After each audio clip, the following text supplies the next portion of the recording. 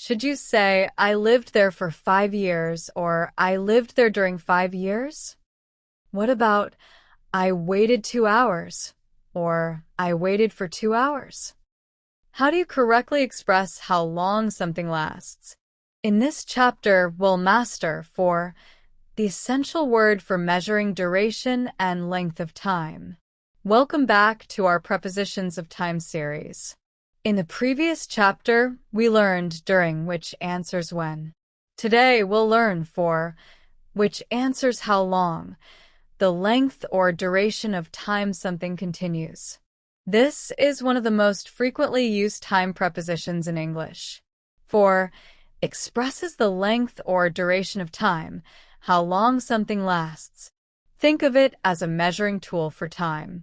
You use for when you can count or measure the duration, hours, days, weeks, months, years.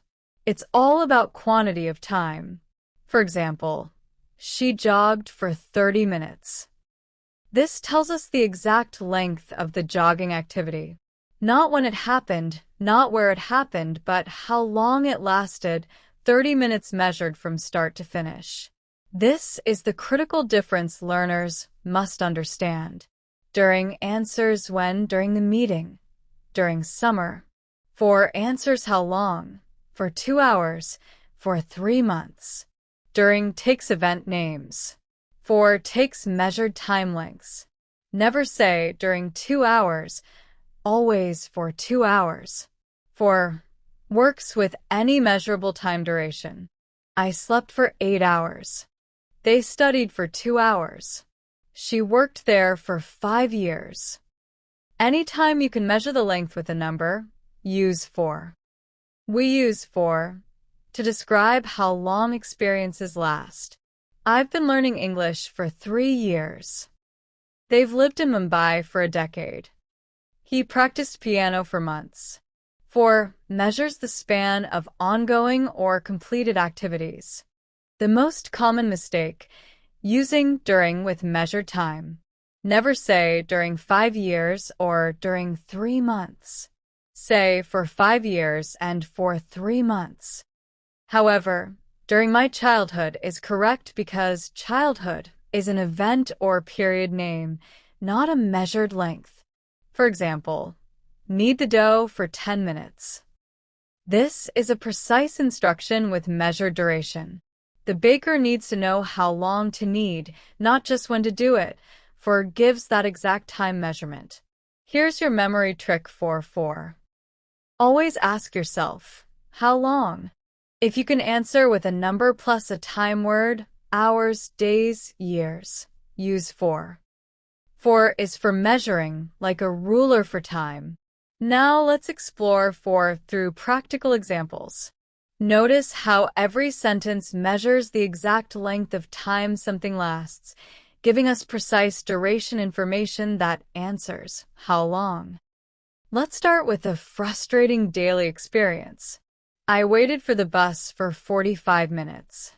This measures exactly how long the waiting lasted. The number, 45, plus the time unit, minutes, tells us the precise duration of this tedious wait. Now, let's look at vacation duration. We stayed in Goa for 1 week. This tells us the exact length of the vacation. Not when they went, but how long they stayed.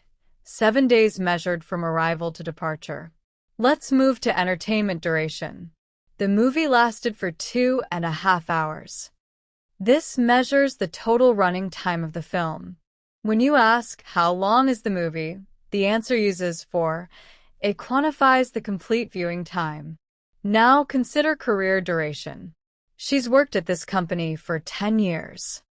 This measures job tenure, length of employment.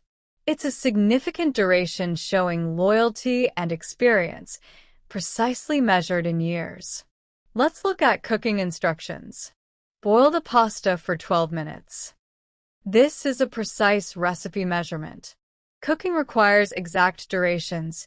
Too short and it's undercooked. Too long and it's overcooked. For provides that precision. Now imagine health and rest. Doctors recommend sleeping for 8 hours. This measures ideal sleep duration. Health guidelines use for to specify how long activities should last for optimal wellness. Let's move to education timelines. He studied engineering for 4 years. This measures the complete degree program length. Educational programs have standard durations, and for expresses how long the study period lasts. Now consider fitness routines. I exercise for 45 minutes every day. This measures daily workout duration. Fitness goals often include time measurements, for helps us track and communicate our exercise commitments. Let's look at communication duration. We talked on the phone for half an hour. This measures the conversation length, whether catching up with friends or business calls, for helps us quantify how long we spent communicating. Finally, here's a beautiful long-term example. They've been married for 25 years. This measures relationship duration, a quarter century together. Major life relationships are measured with for, showing commitment and time invested. Let's recap the essential rules for for. First, for measures how long something lasts. It's about duration and length. Second, for is followed by a number plus time unit, hours, days, weeks, months, years. Third, for is completely different from during. For measures length, during identifies when. Master this critical comparison once and for all. Say for 3 hours. How long, not during 3 hours. Say during the meeting, when not for the meeting. For takes measurements. During takes event names. This single distinction will fix hundreds of potential errors in your English. Practice these common patterns with for.